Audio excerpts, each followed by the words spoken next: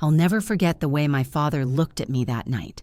His jaw was tight, his eyes cold, and his voice carried no hesitation when he said, "Pay your brother's fees or get out of my house."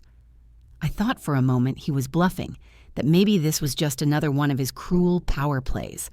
But when I met his stare across the kitchen table, I knew he meant it. That sentence was no threat. It was a sentence of exile. I was only 19, but in that moment, I felt like a stranger in my own home. The walls I had grown up in, the very place I thought would protect me, now felt like they were closing in, pushing me out. I should introduce myself. My name is Lydia Harper, the eldest daughter of Richard and Clara Harper. If you've ever been the oldest child, you know what it feels like to be the test case, the one expected to be strong, responsible, and invisible all at once. My life had been shaped by sacrifice long before that night.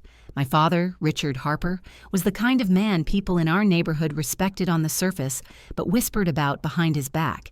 He carried himself like his opinion was law. For him, sons were investments, and daughters were obligations. He liked to remind me, "A boy carries the family name Lydia.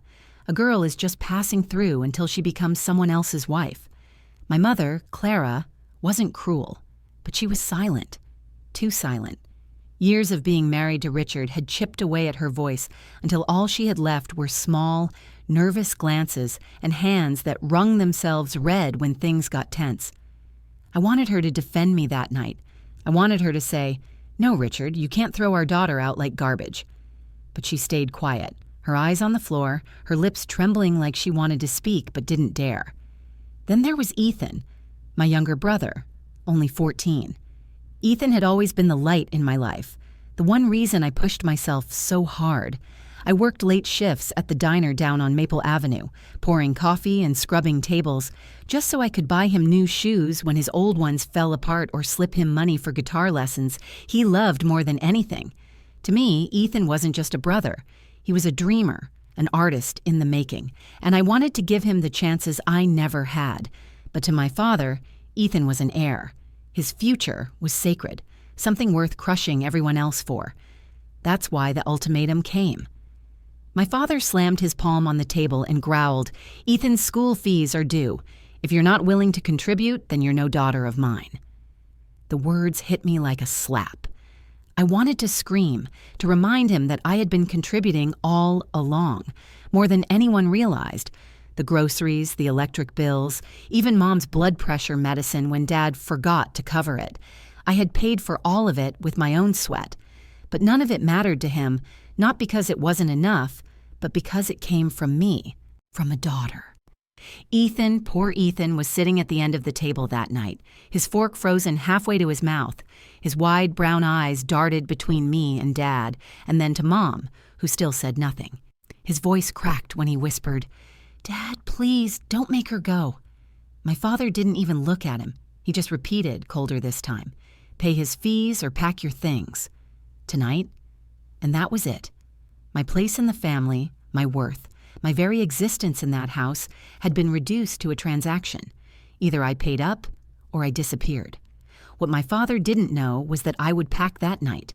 I would stuff my clothes into a worn-out duffel bag, slip out before dawn, and leave behind everything I had once called home.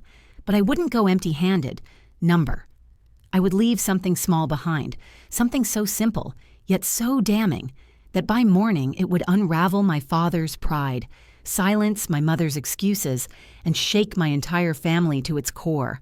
By the next sunrise, my aunt would be wailing, my uncle shouting, and my father, the same man who cast me out, would be on his knees, begging the neighbors for mercy. And it all started with that sentence, "Pay your brother's fees or get out." When people imagine home, they usually picture comfort, a warm meal, laughter bouncing off the walls, the smell of coffee in the morning. But for me, home was survival. It wasn't a place where I could rest. It was a place where I was tested, measured, and always found lacking. Our house sat on a quiet street in a small Ohio town, the kind of neighborhood where everyone waved as you passed and people gossiped more than they prayed. From the outside, our home looked perfectly ordinary. White siding, green shutters, a patch of grass my father mowed every Saturday like clockwork. But inside, The air always felt heavier, like it was filled with unspoken rules. Dad's word was law. Mom's silence was obedience. And me? I was somewhere in between, trying to breathe in a house that never really wanted me. At 19, I was technically an adult, but in that house, I was still treated like a child who owed the family everything. I'd graduated high school the year before. While most of my classmates went off to college, I stayed behind. Not because I wasn't smart enough. I had the grades, the recommendations, even a scholarship offer. But I gave it up. Someone had to help with the bills. Someone had to look out for Ethan. That someone was me. Every morning, I'd wake up before the sun, help Mom get breakfast on the table, then catch the bus to the diner where I worked the morning shift. The smell of frying bacon and burnt coffee clung to me long after my shift ended. I'd come home with my feet aching and my hands dry from endless scrubbing, only to be met with my father's usual remarks. "Don't track dirt in here." Or worse, "Is that all you earned today?" It didn't matter that I used that money to keep the lights on when Dad fell behind on payments. It didn't matter that Ethan's guitar lessons, his one escape, were paid for with tips I tucked away in a jar. None of it mattered because in Richard Harper's eyes, my contribution would never equal the value of his son's potential. Mom wasn't cruel. She'd sometimes slip me a look that said, "I see you. I'm sorry." But she never spoke those words aloud. Years of being married to Dad had taught her that speaking up only made things worse. So she bit her tongue until it bled. I used to wonder if she even remembered what it felt like to fight for something she believed in. And then there was Ethan, sweet, awkward, 14-year-old Ethan. He had a mop of brown hair that always fell into his eyes and a smile that made you forget the world was heavy. He was the only reason I hadn't already run from that house. He'd sit on the porch with his beat-up guitar, strumming clumsy chords and humming tunes he swore would one day turn into songs on the radio. One night, after a late shift at the diner, I found him asleep with that guitar in his lap. The strings had left red marks on his fingers. I slipped $20 under his pillow with a note, "For new strings. Don't tell Dad." When he found it the next morning, his eyes lit up in a way that made every aching step at work worth it. But Dad didn't see Ethan's music as talent. To him, it was a distraction. The only thing he cared about was Ethan's grades, his enrollment in a private school we couldn't afford, and the fantasy that Ethan would grow into the kind of man Dad always wanted to be but never was. That's why he turned his sights on me. He looked at my paycheck like it was his property. He told me flat out that Ethan's tuition was more important than my future. I should have been angry, and I was. But beneath the anger, there was this deep, bone-crushing sadness, because no matter how much I gave, no matter how hard I worked, in his eyes I was still disposable. It's strange to say, but the only place I felt truly seen was at the diner. The regulars knew my name. The old women tipped me extra when they saw how tired I was, and the cook, Miguel, would slip me an extra sandwich when he knew I hadn't eaten all day. It wasn't glamorous, but it felt like family, something I never really had at home. So by the time my father gave me that ultimatum, "Pay your brother's fees or get out," a part of me wasn't surprised. Deep down, I'd known this moment was coming. A house that never valued me was bound to push me out sooner or later. But what Dad didn't know was that I wasn't leaving quietly. If he thought I'd disappear without a word, he underestimated me. For years, I had carried the weight of this family. And before I walked out that door, I was going to make sure they finally saw the truth. The night it all came crashing down wasn't special at first. Dinner was the same as always. Meatloaf Mom had stretched with breadcrumbs, mashed potatoes that tasted more like salt than butter, and the sound of forks scraping plates louder than any conversation. In our house, meals weren't about family. They were about silence and waiting for Dad to speak. I had just finished my second shift at the diner and still smelled like grease and coffee. My shoulders ached, my feet throbbed, but I sat down anyway, pretending like I wasn't one bad word away from breaking. Dad cleared his throat the way he always did before saying something he expected everyone to obey. He looked straight at me, not even glancing at Mom or Ethan, and said, "Ethan's fees are due next week. I expect you to contribute." My fork froze halfway to my mouth. "Contribute?" I repeated. "Dad, I've been paying for groceries, the gas bill, Mom's medicine." He slammed his hand on the table, making the plates jump. "Don't talk back to me." I said contribute, and I mean for Ethan's education. This isn't about your scraps from the diner. This is about real money, Lydia real money. That's what he called it. Like the crumpled bills and coins I counted after every shift weren't real. Like the tips I saved in jars weren't keeping this family alive. Mom stared at her plate, her hands twisting in her lap. I wanted her to speak up, to say something, anything, but she stayed silent the way she always did when Dad's temper boiled. Ethan's voice was barely above a whisper. Dad. She already helps. Maybe I don't need the private school. Dad snapped his head toward him, his eyes narrowing. Don't be ungrateful. You deserve better than public school. You'll have opportunities I never had, and I'll be damned if you waste them. Then he turned back to me. His eyes were cold, sharp, like I was an enemy sitting at his table. Either you pay for your brother's fees or you get out. Tonight, the words hit harder than a slap. My throat went dry, and for a second, I thought I'd misheard him. Get out? I asked, my voice trembling. Yes, I won't feed a grown woman who won't pull her weight. You're nearly 20, Lydia. You should be grateful I've kept you this long. But if you can't sacrifice for this family, if you can't sacrifice for your brother, then you don't belong here. Something inside me cracked then. I wanted to scream, to hurl every receipt, every bill, every sacrifice I had made right in his face. I wanted to remind him of the nights I walked home in the rain because I couldn't afford gas, of the mornings I skipped breakfast so Ethan could have lunch money. But all that came out was a broken laugh, sharp and bitter. You think I haven't sacrificed? I said, my voice shaking. You think I gave up college because I wasn't willing to sacrifice? You've taken everything from me, and it's still not enough. It will never be enough, will it? For the first time, Dad's face reddened, not with shame, but with fury. Enough, Lydia. I won't argue with a disrespectful girl.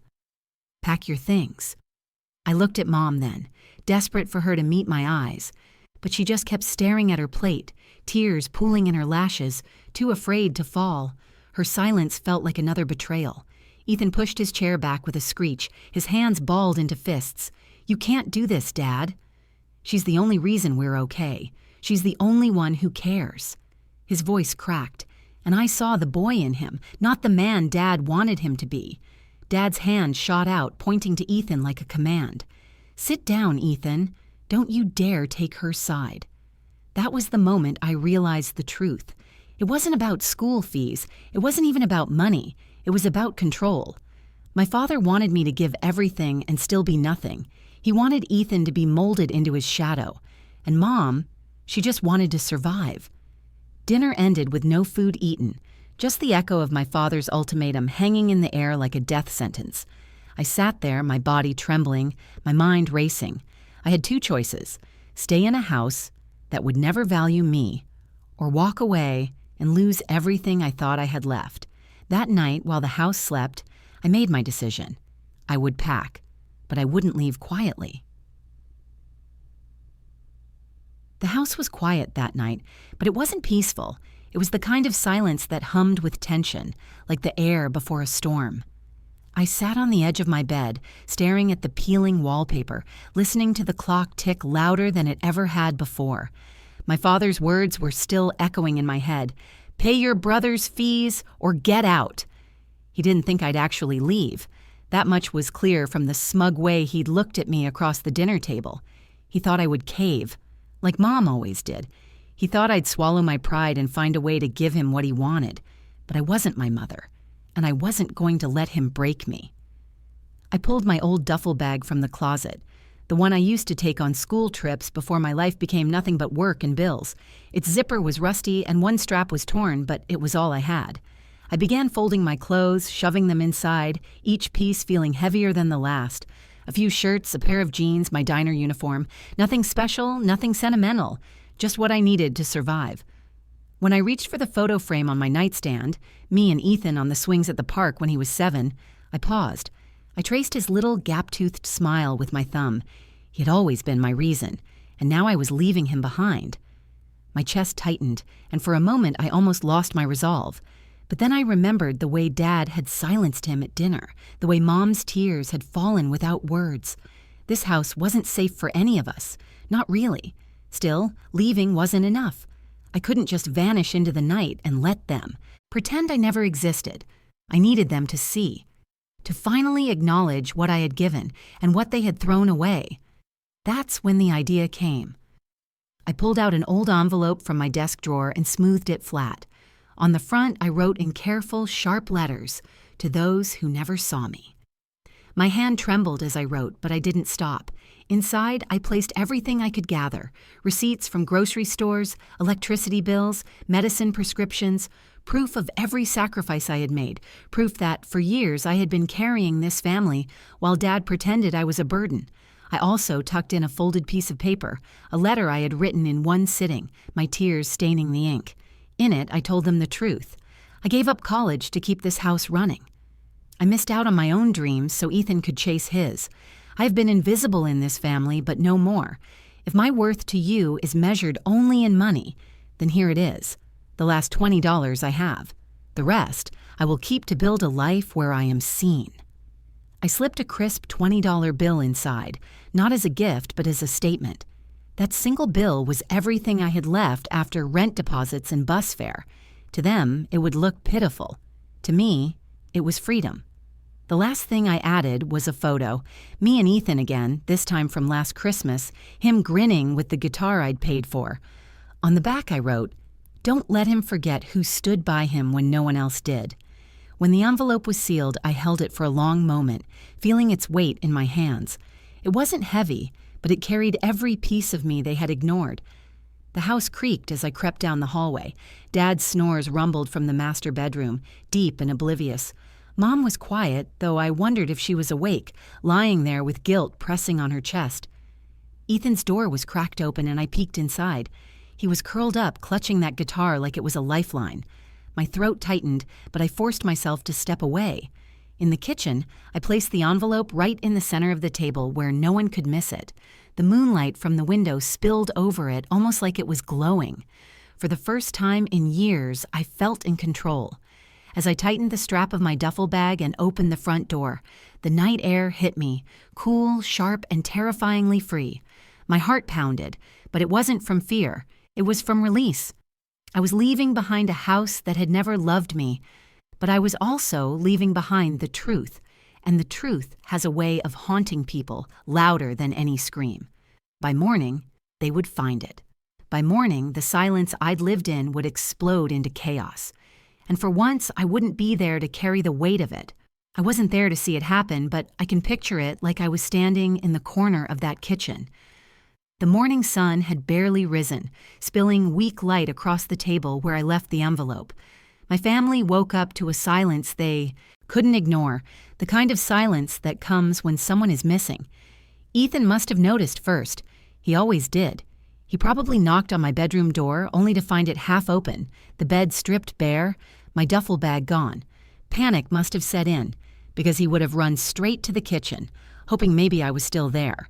Instead, he found the envelope in the center of the table, my name written across the front in sharp, deliberate letters. To those who never saw me. I can imagine his hands shaking as he picked it up, his throat tightening as he called out, "Mom? Dad? She's gone." Mom must have rushed in, her apron still tied from making breakfast, her face pale. Dad, slower but louder, storming into the kitchen like he owned every corner of it. And there it was, the small package of truth they had ignored for years. When Dad tore it open, he probably expected money. He always expected me to give, no matter the cost. But instead, he pulled out the stack of receipts, grocery bills, utility payments, pharmacy slips, proof, down to the last penny, that I had been holding the family together while he pretended to be the provider. I can see his face turning red, not from shame at first, but from anger. He must have barked, "What the hell is this?" Like the evidence in his hands was an insult instead of the reality he'd forced on me. Then came the letter. Mom read it aloud. I know she did. She always read aloud when she was nervous, her voice trembling over every word. Ethan must have sat at the table, his head buried in his arms, as her voice broke over my sentences. I gave up college to keep this house running. I missed out on my dreams so Ethan could chase his. I have been invisible in this family, but no more. If my worth to you is measured only in money, then here it is. The last $20 I have. The rest I will keep to build a life where I am seen." By then, my Aunt May and Uncle Henry had arrived. They lived just 2 streets away, and they were always the first to come when drama broke out. May, dramatic as ever, must have burst into tears when she heard the letter. I can practically hear her wailing, "Richard, how could you do this to your own daughter?" Henry, louder, angrier, slamming his fist on the counter. "You made her carry this family, and then you threw her out? Do you have any idea what this looks like? What kind of father are you?" And that's when the neighbors started peeking in. The Harper's house wasn't private anymore. It was a stage, and my father was at the center, his pride unraveling. For the first time in my life, I imagine Richard Harper didn't look powerful. He looked small. His neighbors, the ones he always bragged to about Ethan's private school and his perfect family, now stared at him with disgust. And Ethan, sweet, loyal Ethan, he clutched the photo I had left behind, the one of us at Christmas, his guitar in hand. He held it so tightly that his knuckles turned white. "She's the only one who ever believed in me," he shouted, his voice cracking through sobs. "She's the only one who cared." Dad tried to shut him down, barking, "Enough, boy!" But the words didn't carry the same weight anymore. The power had shifted. The truth had stolen his authority. The $20 bill sitting on the table beside the letter became more than money. It was a mirror. It showed everyone exactly how little he had valued me, and it showed them how much I had given, despite being treated as nothing. The shouting, the crying, the neighbors whispering, it all must have collided into chaos. Mom sobbing into her hands, May wailing, Henry's fury echoing through the kitchen, and my father, once so sure of himself, reduced to begging, actually begging his neighbors for help. "If anyone sees her, please tell her to come home." But I wasn't coming home, not to that house, not to the silence, the cruelty, the constant weight of being unseen. By the time the sun was high and the kitchen was littered with proof of his failures, I was already miles away, sitting on a bus seat with my duffel bag at my feet. I didn't need to see the chaos. I could feel it. For the first time, they weren't ignoring me. They were forced to face me, and I didn't even have to be there. I wish I could tell you that after I left, I felt nothing but relief. That freedom came instantly, like taking a deep breath after years underwater. But the truth is, freedom is heavy. Sitting on that bus with my duffel bag at my feet, I felt hollow. My body was shaking, not from fear, but from the weight of what I'd just done. I had walked away from my family. I had left Ethan behind. The first night on my own, I rented a small room above the diner where I worked. The walls were thin, the mattress lumpy, and the single window looked out over a parking lot littered with beer cans. But it was mine. Nobody could barge in. Nobody could slam a fist on the table and order me to prove my worth. For the first time, the silence belonged to me. I tried not to imagine what was happening back home, but the phone calls started almost immediately. The first was from Mom. Her voice was hushed, broken, as if she was calling from a closet. "Lydia," she whispered, "I'm sorry. I should have stood up for you. I should have." Her voice cracked, and then I heard Dad shouting in the background. She hung up before I could answer. The second call came a few days later, from Ethan. He didn't bother with whispers. His voice was raw, angry, and aching. "Why didn't you take me with you? I don't care about that school. I don't care about Dad. I just want to be with you." That was the hardest call of all. My chest ached as I tried to explain that he still had time, that one day he would understand why I had to go. "You'll always have me, Ethan," I said, my voice breaking. "Just not in that house." News traveled quickly in our small town. The Harpers, once a family my father paraded like trophies, became the subject of whispers and stares. Neighbors stopped coming over. Aunt May, who had cried over my letter, told everyone who would listen that Richard had driven his own daughter out. Uncle Henry refused to set foot in their house again. And Dad, Richard Harper, the man who thought control was the same as respect, lost both in one morning. His pride was shattered. Not by me screaming in his face, but by my absence and the truth I left behind. Without me covering the bills, the house quickly fell into disarray. The power was cut off one week, the water the next. My father went door to door asking for loans, but few people were willing to help. Everyone knew the truth now. As for Mom, her silence had finally caught up with her. I heard from a neighbor that she cried for weeks, unable to eat, unable to sleep. Guilt had replaced the obedience she once clung to. She still called sometimes, her voice trembling, always asking if I was safe. She never asked me to come home, though. Maybe she knew that home wasn't hers to offer anymore. And Ethan, he became my anchor. Every week he wrote me letters. They weren't long, just scribbled notes on lined paper, but each one carried more love than that entire house ever had. He told me about his guitar, about how he'd stopped going to the private school, about how he stood up to Dad when he tried to throw the letters away. In one note, he wrote, "One day I'll join you. I promise. And when I do, we'll build a home that actually feels like home." Those words kept me going on nights when I lay awake wondering if I had done the right thing, because leaving wasn't just about escape, it was about survival. And survival doesn't always feel heroic. Sometimes it feels like guilt, like sadness, like wondering if you abandoned the people you love most. But here's what I've learned. Sometimes walking away is the only way to teach people the value of what they've lost. I didn't leave to punish them. I left because staying would have killed the little bit of me that still believed I was worth something. The envelope I left behind wasn't revenge. It was a mirror. It forced them to see me, the real me, the daughter, the sister, the provider they'd ignored. And in the end, the truth hurt them far more than my silence ever did. I know my father will never admit he was wrong. Men like him rarely do. But every time he walks past that kitchen table, I hope he remembers the morning he found that letter, and I hope it haunts him, because that was the day his control ended and my life began. I'm not invisible anymore. And if you've ever been made to feel like you are, like your worth depends on how much you can sacrifice for people who never see you, then hear me. You are not invisible either. Sometimes the bravest thing you can do is walk away, even if your voice trembles, even if your hands shake as you pack your bag. Because one day, the people who never saw you will be forced to face the truth. And when they do, you'll already be free. And that's my story. The day my father told me to pay my brother's fees or get out was the day I finally chose myself. It wasn't easy. It wasn't painless. But it was the first step toward a life where I wasn't invisible anymore. If you've ever been in a place where your worth was questioned, where you felt unseen or unloved, I want you to know this. You are stronger than you think, and you deserve better than silence.